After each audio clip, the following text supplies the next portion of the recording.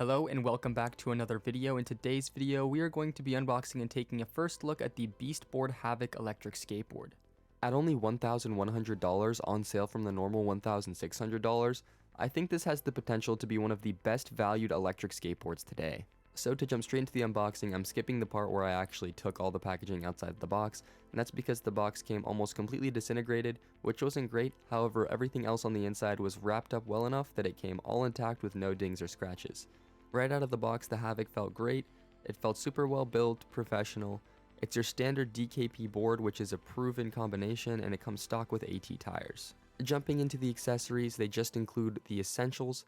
There's your wall power adapter, then there's the actual charger, which is a standard looking charger.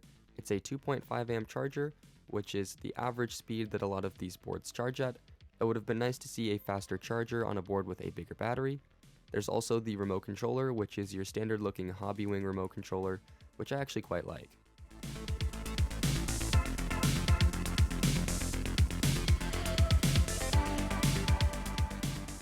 They've included your standard T-tool, which is always a nice accessory to have starting off. They also have a variety of Allen keys to service your Havoc throughout its use and as you need to maintain it. They have your remote charger, which is a standard USB-C charger, which is nice to see. And then finally, they have an extra charge port in the event that your charge port breaks.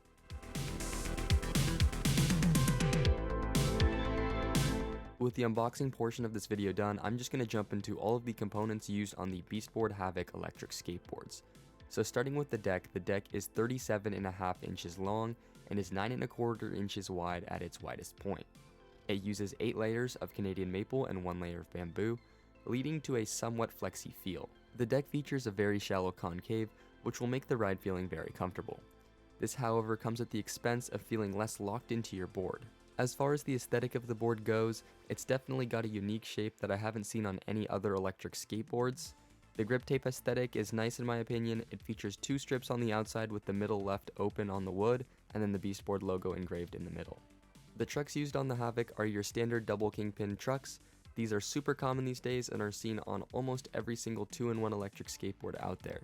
I personally really like these. They're super carvy, giving you the feeling that you're surfing on the street, but that comes at the expense of being less stable and prone to speed wobbles.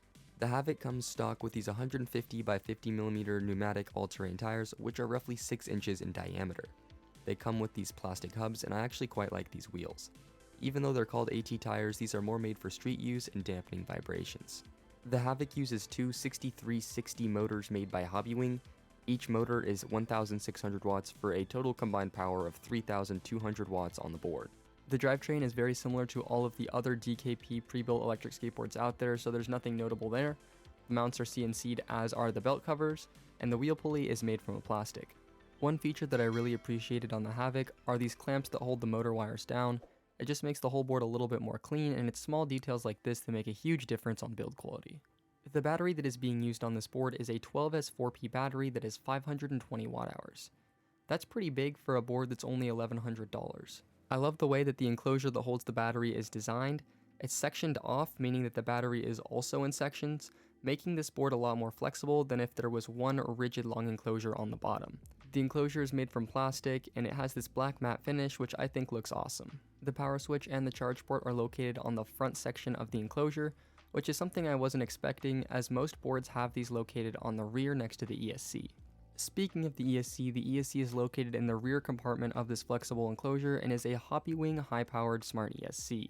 The rear compartment doesn't feature a heatsink, but this venting system, which is meant to keep the ESC cool and running at its best performance. There you guys have it. Those are all of the components included inside the Skateboard Havoc.